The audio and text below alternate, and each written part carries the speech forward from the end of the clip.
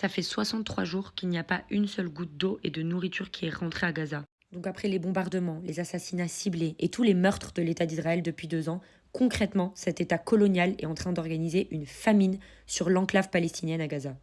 On parle de 2 millions de personnes qui sont bloquées dans l'enclave et qui n'ont accès ni à de la nourriture, ni à de l'eau. Et en plus d'empêcher tout type de nourriture d'arriver à Gaza, l'État d'Israël attaque les bateaux humanitaires qui essayent d'aller jusqu'à Gaza pour amener de la nourriture.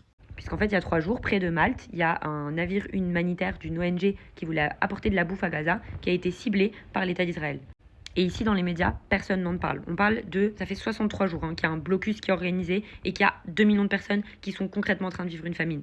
C'est-à-dire qu'encore une fois, les médias et tout le système politico-médiatique est en train de se rendre complice de la situation à Gaza. Parce que invisibiliser le fait que ça fait 63 jours qu'il y a 2 millions de personnes qui sont en train de vivre une famine, concrètement, c'est se rendre complice et c'est invisibiliser la souffrance des Palestiniens.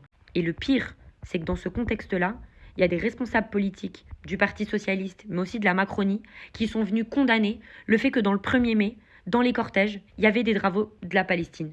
C'est-à-dire que c'est des gens, leur priorité politique, alors qu'il y a un peuple qui est en train d'être affamé, qui est en train d'être bombardé, qui est en train d'être attaqué tous les jours par une entité coloniale qu'est l'État d'Israël, leur priorité, c'est d'aller condamner les drapeaux palestiniens dans la manif du 1er mai, parce que soi-disant, ils n'auraient pas leur place. Mais n'en déplaise à la Macronie, au Parti socialiste, le 1er mai, c'est une journée internationale par définition de solidarité avec les travailleurs et les travailleuses. Et évidemment qu'on était là pour rappeler notre solidarité avec Gaza, pour dire qu'on se tiendra coûte ce que coûte aux côtés des Palestiniens, malgré la répression brutale de l'État français et de ses complices.